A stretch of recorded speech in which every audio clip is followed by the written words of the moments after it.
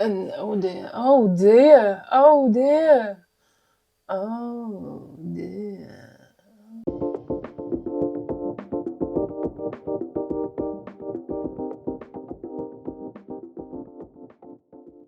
Quick one post gym workout.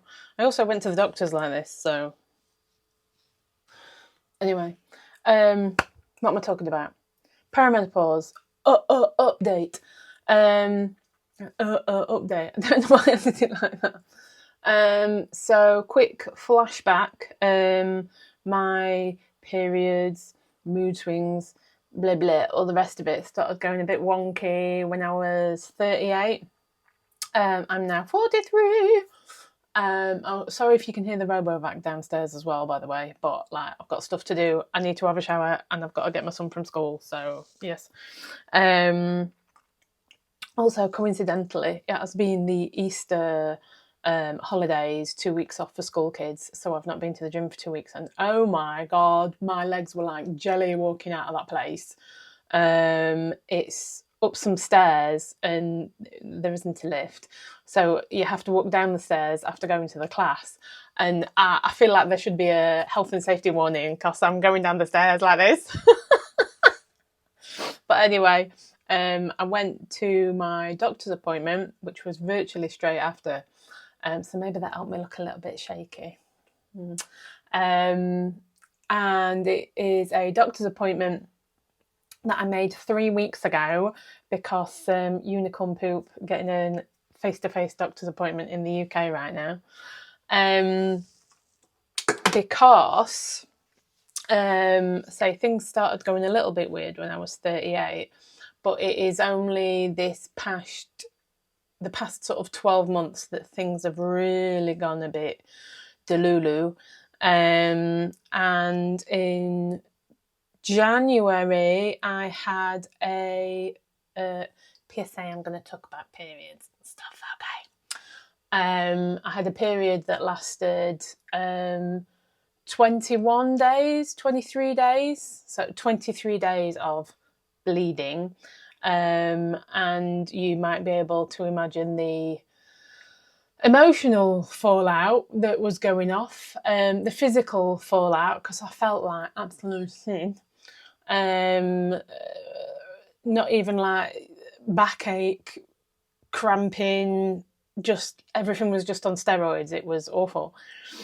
And that I rang up then, and I went and had a scan downstairs. Exterior and interior. Yeah, exterior and interior. And there was no scary scaries, but to say that I had been bleeding for 21 days, I can't get technical here, the thickening, the lining that thickens, that then sheds and unthickens when you have your period, mine was still very thick, as though I'd basically not had a period at all and I'd already been bleeding for 21 days. And that was classed as abnormal. And that's kind of where the story ended, to be honest. I thought I was going to be referred for something else, but yeah, that didn't happen. I then had a normal period on a normal time scale that lasted like 5 to 7 days. And then had another crazy long period which lasted 16 days. 16 days of bleeding.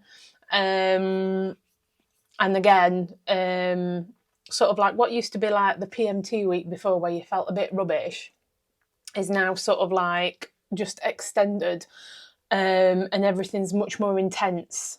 The mood swings are really intense. I feel utterly exhausted all the time. I was telling the doctor today, like I work from home, which is extremely fortunate because, you know, more often than not, I have to have a nap in the afternoon, and it's not like a pleasurable experience. It's like I'm exhausted, and if I don't sleep, I am going to be even more of a monster than I already am. keep my train of thought. Coffee, hang on. So yeah, long period, normal period, long period, and then completely missed period. I have been without period for, I think, 40 days now. I think I do track everything, but I'm just trying to do it off the top of my head because I need to get in the shower, and I thought I'd do this cha-ching, chop chop. And so yeah, you know, whole host of perimenopausal type symptoms. When I had that first scan in January, when the first long period, I also had a full, what do they call it, a full rack of blood tests. And they tested me for everything. And I just got it in a text message form, you know, okay, which is a bit rubbish, really. And she actually went through that with me today, which was nice. Saying that, you know, you're not, what is it? Them other things that can cause similar issues that I'm sure I'll remember while I'm editing this video. I want to say lymph nodes, but it's not got anything to do with your lymph nodes. Other deficiencies, etc. Everything else was completely fine. So taking iron tablets or whatever ain't going to do nothing because I'm completely fine in everything. And obviously all the symptoms that I'm having are at this particular time of month. So even though my hormone levels came back as normal, it's very obvious that's what is happening is to do with the hormones. And it was quite nice that she said that, because the first time I mentioned HRT when I rang up in January, the doctor was like, oh yeah, well, we don't look at that until you're like 55. It's like, fucking hell. I'm not a number, you know, I'm a person and stuff's happening. And that really annoyed me. But this doctor was really nice. So she listened to what I said. The plan currently is I'm doing as much as I can for myself. She was quite pleased and minorly taken aback by the amount of effort that I'm putting into myself. Fitness, losing weight. I've gone down as many supplements as there are, but I don't actually need any of them by the looks of it. Meditating, sleeping properly, etc. Everything that you can do yourself, I have looked into and tried, and I'm doing. So the current plan of action is, as of today, which is Tuesday, the 16th of April, I'm waiting for an appointment to go back to the gynecological department. I think to have another scan to see if it's still thick, but then actually go to the gynae department to see a doctor there and have it discussed.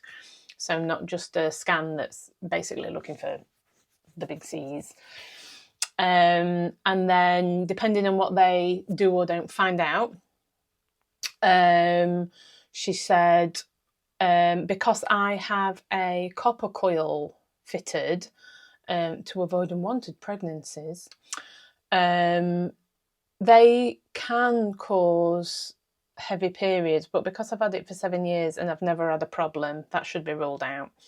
But what they might want to do is remove that and give me the Mirena coil, I want to say, which has one of the hormones that you have on HRT, estrogen, progesterone.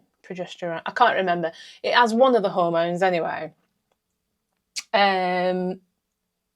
So they might swap my copper coil for that coil to see what effect that has. And then if I'm still sailing down the perimenopausal stream of, I don't know, whatever horrendousness it is, then I can look at having the sequential HRT, which means it's HRT that you can take while you're still having periods. but I only have the other hormone because one hormone's coming from the coil. So it actually felt quite good, and I feel like there is a path to follow now. There is some progression. I've made it clear I'm doing everything that I can. I'm making efforts, but I'm just a normal person trying to live a life and get through it. And I accept there are certain things about being a lady that we just have to not put up with, but you know what I mean. This is happening, and the world should be nicer to us while it's happening, but it's not.